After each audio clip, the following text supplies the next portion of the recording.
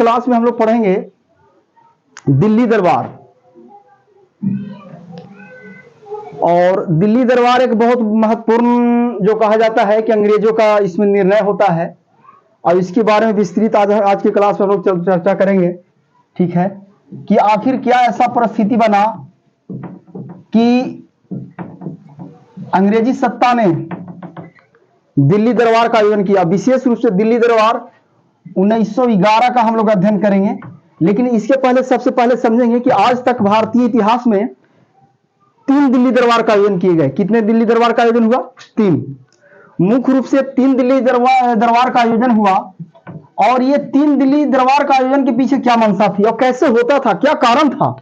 ठीक है, देखिए सबसे बड़ी कारण यह है कि भारत जो है कि ब्रिटेन का उपनिवेश क्षेत्र था, और ब्रिटेन में कोई भी सम्राट या सामग्री बनती थी तो उसका राज्याभिषेक होता था। तो वो ब्रिटेन का सम्राट या सामग्री नियुक्त होने पर उसे भारत का सम्राट या सामग्री मान लिया जाता था। तो मानने के दरमियान होता क्या था कि उसको स्वागत करने के लिए भारत में एक बहुत बड़ा विशाल जो कहा जाता है कि भव्य एक महोत्सव होती थी। ठीक है, और यही महोत्सव जो कहा जाता है दिल्ली दरबार कहलाया। भारतीय इतिहास में 3 दिल्ली दरबार का आयोजन हुआ। ठीक है, पहला दिल्ली दरबार का आयोजन जो हुआ 1877 ईस्वी में। ध्यान दीजिएगा, अभी तक कितने दिल्ली दरबार का आयोजन हुए? 1877 ईस्वी में हुए, 1903 ईस्वी में हुए और 1911 ईस्वी में हुए। भारतीय इतिहास में 3 दिल्ली दरबार का आयोजन हुआ। ठीक है, पहला 1877 ईस्वी में लॉर्ड लिटन के समय। किसके समय? लिटन है। इस समय वायसराय कौन है? लिटन है। और 1903 ईस्वी में कौन है? कर्जन है। और 1911 ईस्वी में कौन है? 1911 ईस्वी में हार्डिंग द्वितीय है। क्या है? हार्डिंग द्वितीय। ध्यान दीजिए, तो पहला 1877 ईस्वी में लिटन ने दिल्ली दरबार का आयोजन करवाया। ठीक है, तो दिल्ली दरबार का आयोजन 1877 ईस्वी में आखिर कैसे हुआ, तो इसको ध्यान से समझिए। सबसे पहले क्या हुआ कि 1876 ईस्वी में, ध्यान दीजिएगा, 1876 ईस्वी में हुआ क्या कि ब्रिटेन में शाही पद, क्या शाही पद अधिनियम आया। और इस अधिनियम के तहत जो कहा जाता है कि ब्रिटेन की सामग्री का सम्राट और सामग्री का क्या हुआ, मतलब बनाया गया। ठीक है, तो इस समय जो कहा जाता है कि 1877 ईस्वी में शाही पद अधिनियम के तहत महारानी विक्टोरिया को, क्या किनको? महारानी विक्टोरिया, ध्यान दीजिएगा, महारानी विक्टोरिया को ब्रिटेन की सामग्री नियुक्त की गई। अब ब्रिटेन की सामग्री नियुक्त की गई तो समझिए कि भारत का भी सामग्री नियुक्त कर दी गई। तो इसके लिए जो कहा जाता है कि 1 जनवरी 1877 ईस्वी में, कब?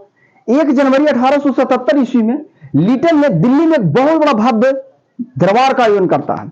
और यह दरबार इतनी भव्य होती है कि एक बहुत बड़ा प्रतियोगिता भी होता है, घुड़सवारी का, हाथी दौड़ का, ठीक है, तीरंदाजी का, तलवार चलाने का, भाला चलाने का, गणासा चलाने का। यहां तक कि इस प्रतियोगिता में बहुत सारे लोगों को पुरस्कृत भी किया जाता है, पुरस्कार भी दिया जाता है महारानी विक्टोरिया द्वारा।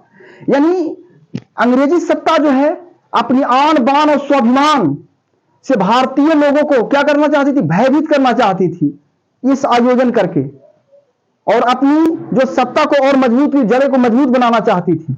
और ताकि वहां का सम्राट जो आए तो अनुभव करे कि यहां मतलब वायसराय ने कितना अच्छा माहौल कायम कर रखा है, कितना अच्छा व्यवस्था कर रखा है।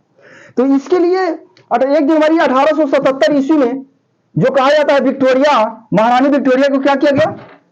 भारत की सामग्री नियुक्त होने पर जो है एक बहुत बड़ा भव्य दरबार का आयोजन किया गया। इसमें जो कहा जाता है महारानी विक्टोरिया को कैसर ए हिंद, क्या कैसर ए हिंद की उपाधि से नवाजा गया। महारानी विक्टोरिया क्या से नवाजा गया? कैसर ए हिंद से नवाजा गया। और देखिए हुआ क्या कि इस कैसर ए हिंद की उपाधि से तो नवाजा ही गया, और दूसरी बात यह हुआ कि इसमें जो कहा जाता है इसके याद में, महारानी विक्टोरिया की याद में जो कहा जाता है एक बहुत बड़ा, कोलकाता में एक बहुत बड़ा एक महल तैयार किया गया, बिल्डिंग तैयार किया गया, जो जिसे आज भी विक्टोरिया मेमोरियल के नाम से जाना जाता है। यह विक्टोरिया मेमोरियल जो है संगमरमर पत्थर से बना है, सफेद संगमरमर। किससे? सफेद संगमरमर पत्थर से बना हुआ है। और ये 1877 ईस्वी में दिल्ली दरबार का आयोजन लीटन ने जो किया, वो भारी मात्रा में जो कहा जाता है, विशेषकर दक्षिण भारत में इतनी मतलब गरीबी थी, इतनी भूखमरी थी, इतनी कंडीशन बुरी हो चुकी थी कि लोग खाने के लिए मुहताज हो रहे थे, खाने के लिए, दाने के लिए तरस रहे थे। और ऐसी कंडीशन में ये दरबार का आयोजन करना किसी न किसी रूप में जो कहा जाता है भारतीय जनमानस को इसे ठेस पहुंच रहा था कि भारतीय जनमानस क्या हो रही है, भूखे जो है मर रही है, और ये देश सरकार जो है, ये अंग्रेज जो है इसे अपनी शक्ति को प्रदर्शन कर रही है। और ये इसमें जो कहा जाता है किसी भी प्रकार का कोई भी महत्वपूर्ण निर्णय नहीं लिया अंग्रेजी सत्ता ने, और ये विरोध होते होते अंत में दिल्ली दरबार का आयोजन किया गया। ठीक है, कर्जन द्वारा जो कहा जाता है कि एडवर्ड सप्तम 1903 ईस्वी में ब्रिटेन का राजा जो कहा जाता है, सम्राट जो कहा जाता है, एडवर्ड सप्तम, और महारानी ये सम्राट बने। और समाग्री कौन बनी? ये जो एलेक्जेंडा क्या बनी? समाग्री बनी। और एडवर्ड सप्तम क्या बने? सम्राट वहां का बने। ये बनने के बाद जो कहा जाता है कि वहां बहुत बड़ा भव्य आयोजन हुआ, और दिल्ली को, पूरी दिल्ली को सजाया गया। पूरे दिल्ली को मत कहिए, इतनी चौकसी और इतनी चारों ओर जो कहा जाता है व्यवस्था किया गया जिसका कहा नहीं जा सकता। यहां तक कि इसके स्वागत करने के लिए इसके इर्द गिर्द जो है अस्पताल बना दिए गए, जहां ये दरबार आयोजन किया जा रहा था। डाक की व्यवस्था की गई, तार की व्यवस्था की गई, बिजली, पानी। सोचिए कितना खर्चा हुआ होगा, समझ गए। और ये आयोजन के दरमियान जो कहा जाता है, हालांकि इस जो आयोजन हुआ 1903 में, ठीक है, 1903 ईस्वी में कर्जन ने आयोजन किया। इसमें जो कहा जाता है कि एडवर्ड सप्तम और महारानी एलेक्जेंडर नहीं आई, इन्होंने अपने भाई को भेजा। और भाई को किनको भेजा? ड्यूक ऑफ कनाड को भेजा। ठीक है, और इनके भाई ड्यूक ऑफ कनाड इस दरबार में आयोजन हुए। ठीक है, और ये भी मतलब ये पूरे शक्ति का प्रदर्शन था। इसमें भी अपनी अंग्रेजी सत्ता जो है आन बान शान स्वाभिमान प्रकट कर रही थी। और अंततः जो कहा जाता है कि ये भी जो कहा जाता है इस शक्ति प्रदर्शन करते करते करने में ये भी सफल रहा। उसके बाद आता है बहुत ही महत्वपूर्ण जो कहा जाता है, मैं मिटा दूं। उसके बाद आता है 1903 ईस्वी का, ध्यान से आप लोग सुनेंगे, जो बहुत ही महत्वपूर्ण है, जिस पर हम लोग विशेष रूप से चर्चा करने के लिए आज की क्लास में बैठे हैं। वो 1903 ईस्वी में, 1911 ईस्वी में हार्डिंग द्वितीय, इस समय क्या होता है कि ब्रिटेन का सम्राट जो है जॉर्ज पंचम सम्राट बनते हैं, और सम्राज्ञी कौन बनती है? महारानी मेरी। ये दोनों बनते हैं। और इन लोगों को बनने के दरमियान इनके स्वागत में जो कहा जाता है, हार्डिंग द्वितीय ने बहुत भव्य आयोजन किया गया, पूरी दिल्ली को सजाया। ठीक है, और इतना सजाया कि मत कहिए। इसके इर्द गिर्द जो क्या कहा, इसके इर्द गिर्द जो है पूरी बल, पूरी ताकत, पूरी फोर्स को लगाया। पूरे दिल्ली को जो कहा जाता है कि मतलब इतना फोर्स, मतलब ये कहा जाता है कि 1911 ईस्वी के समय दिल्ली दरबार में पूरी दिल्ली को इतनी सुरक्षित रखा गया, इतनी चौकन्ना रखा गया कि मत कहिए। और यह दरबार जो कहा जाता है कि इसमें खुद स्वयं जो कहा जाता है सम्राट और समाग्री उपस्थित हुई थी। इसके पहले 1877 ईस्वी में लीटन ने किया, 1903 ईस्वी में कर्जन ने किया, लेकिन अभी तक ब्रिटेन का कोई भी सम्राट इसमें उपस्थित नहीं हुआ था। लेकिन 1911 ईस्वी में हार्डिंग ने जो दिल्ली दरबार का आयोजन किया है, इसमें स्वयं जो है सम्राट और समाग्री चलकर आई है। ठीक है, 1903 ईस्वी में कर्जन ने जो आयोजन किया है, इसमें कर्जन और लेडी कर्जन, इसकी पत्नी, खूब नाचती है। ठीक है, खूब शक्ति प्रदर्शन इसमें हुआ, सब चीज हुआ, लेकिन सम्राट क्यों नहीं आए? इसमें अभी बताया कि कर्जन ने अपने 1903 ईस्वी में अपने भाई को भेजा है, कनॉट को भेजा है, ठीक है। लेकिन 1911 ईस्वी में खुद जो है सम्राट पंचम चल करके आया है। अब इसलिए पूरी दिल्ली को जो है चौकन्ना, पूरी पूरी जो कहा जाता है फौज चारों ओर से व्यवस्थित किया गया है, सुरक्षा में पूरा पुख्ता इंतजाम किया गया है ताकि किसी प्रकार की सुरक्षा में कोई भी चूक ना हो, ठीक है। तो होता क्या है कि ये जॉर्ज पंचम आते हैं तो इस दरबार में बहुत महत्वपूर्ण निर्णय लिया जाता है, ठीक है। इसमें पहला निर्णय लिया जाता है, ठीक है, जो है कि बंगाल विभाजन को रद्द किया जाए। बंगाल विभाजन क्या हुआ? रद्द। ध्यान दीजिए, बंगाल विभाजन 1905 ईस्वी में जो करजन ने किया था, उस विभाजन को क्या किया गया? रद्द कर दिया गया। और रद्द करके जो कहा जाता है कि ये जो विभाजन हुआ था वो धर्म के आधार पर हुआ था, लेकिन अब अंग्रेजों का ऐसा कहना है कि भाषा के आधार पर क्या होना चाहिए? राज्य का गठन होना चाहिए। इसमें क्या किया गया कि बिहार को एक अलग प्रांत बनाया गया जिसमें उड़ीसा शामिल था और वर्तमान जो झारखंड देख रहे हैं ये भी शामिल था। असम को एक अलग प्रांत के रूप में दिया गया जिसमें सिलहट शामिल था और एक बंगाल अलग प्रांत बना। तो इस तरह से कह सकते हैं कि बंगाल विभाजन करके एक बंगाल प्रांत को पुनर्गठित किया गया, पुनः भाषा के आधार पर पुनः जो उसको गठन किया गया। दूसरी बात, ये तो हालांकि बंगाल विभाजन जो हुआ था तो सांप्रदायिकता के आधार पर करजन ने किया था, लेकिन यहां पे क्या हुआ? भाषा के आधार पर गठन हो गया। दूसरा निर्णय लिया गया कि दिल्ली से भारत की राजधानी जो है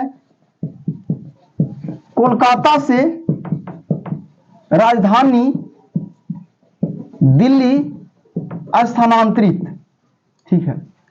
इस समय जॉर्ज पंचम ने घोषणा किया कि भारत की राजधानी कोलकाता नहीं होगी, अब राजधानी कहां होगी? दिल्ली होगी। दिल्ली दरबार में यह क्या हुआ है? घोषणा होता है। ये 1911 ईस्वी का समय याद रखिएगा। घोषणा कब हुआ है? 1911 ईस्वी में हुआ है, ठीक है, कि अब भारत की राजधानी कहां होगी? कोलकाता नहीं होगी, अब कहां होगी? दिल्ली होगी। अब सबसे पहले एक चीज और ध्यान दीजिएगा कि यह दिल्ली जो राजधानी स्थानांतरित हो रहा है, तो स्थानांतरित राजधानी को बदलाव के पीछे क्या मंशा है अंग्रेजों का?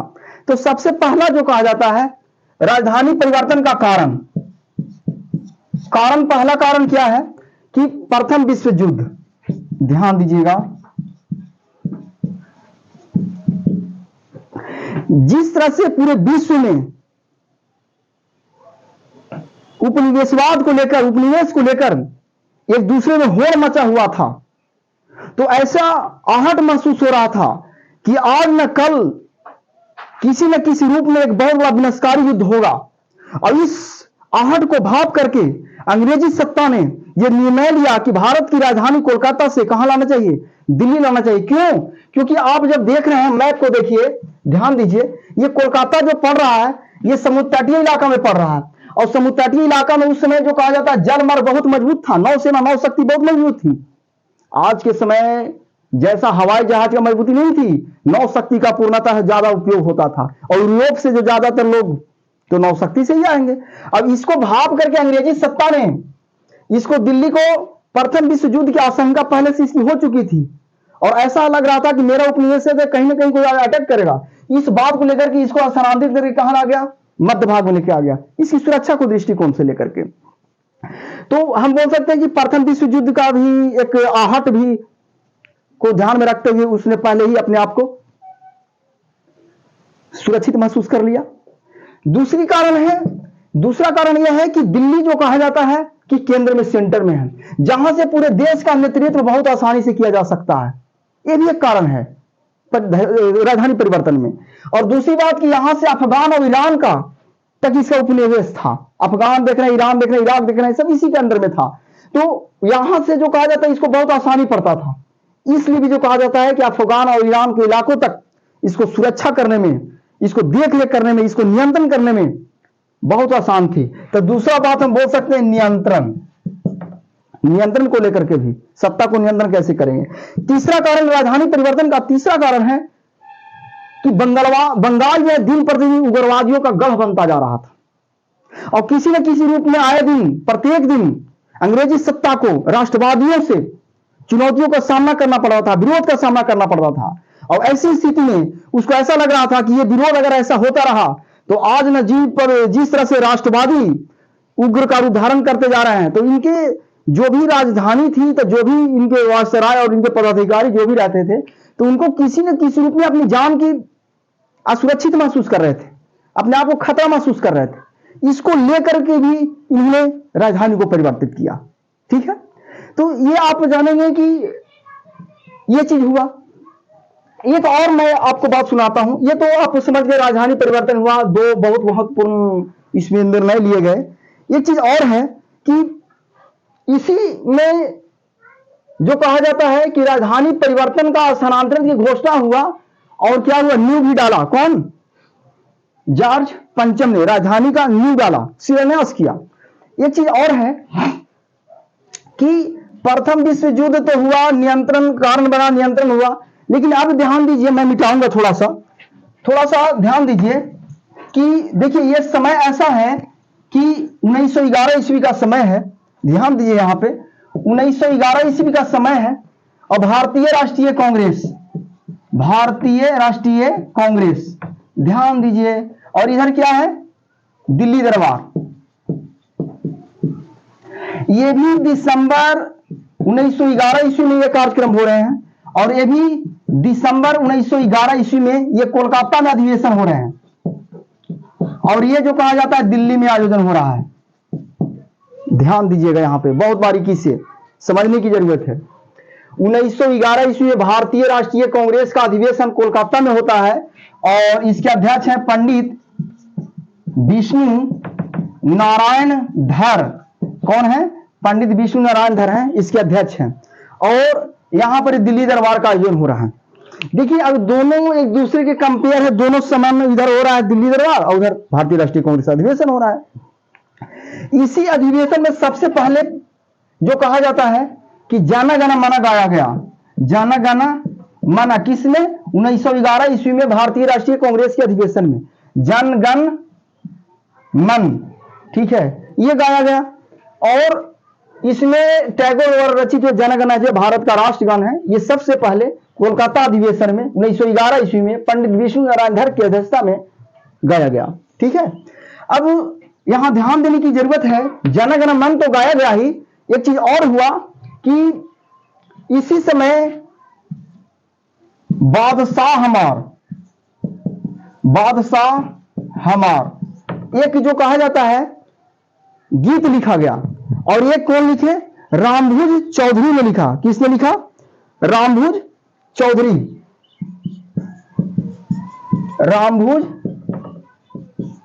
ने लिखा। क्या?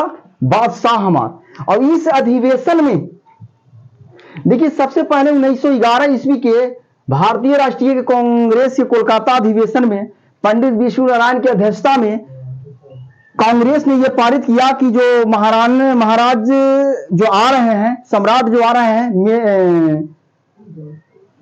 पंचम और मेरी जो आ रहा है, तो इसको भव्य स्वागत करने के लिए इन लोग पहला प्रस्ताव पारित कर देते हैं। ठीक है, यानी इन लोग जो आ रहे हैं, दिल्ली दरबार का आयोजन हो रहा है, तो इन लोग ने उसके स्वागत के लिए प्रस्ताव पारित कर दिया। दूसरा हुआ कि बादशाह हमार रामभुज चौधरी ने लिखा, इसको जो है कि कुछ बच्चों द्वारा वहां गवाया गया। ठीक है, और जाना गाना भी गवाया गया। रामभुज चौधरी द्वारा जो गवाया गया है बादशाह हमार, वो पंचम और मेरी को स्वागत में गाया गया है, और स्वागत करने के लिए भी क्या किया गया है? स्वागत करने के लिए प्रस्ताव पारित हुआ है। लेकिन जाना गाना मन जो गाया गया है, ये जो कहा जाता है कि जाना गाना मन जो गाया गया है, वो किसी के स्वागत में नहीं गाया गया। लेकिन होता क्या है कि जाना गाना मन जो है गाया गया है।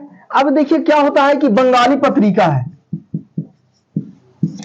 तो बंगाली पत्रिका है, तो इसमें बंगाली पत्रिका छापती है, तो दोनों तो एक ही दिन काम हो रहा है, तो दोनों छापती है, दोनों को मिला के छापती है। और उस पत्रिका में से ऐसा अफवाह पब्लिक में फैला कि जाना गाना माना जो गाया गया है कि जॉर्ज पंचम और मेरी के स्वागत में गाया गया है, और उसको लेकर के गाया गया है, जो बिल्कुल गलत है।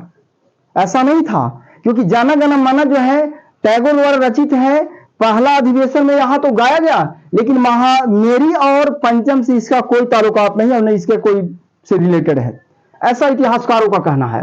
और बादशाह हमार जो है रामभू चौधरी द्वारा जो कुछ बच्चों द्वारा सुनाया गया है, ये जो है पंचम और मेरी के स्वागत में गाया गया है।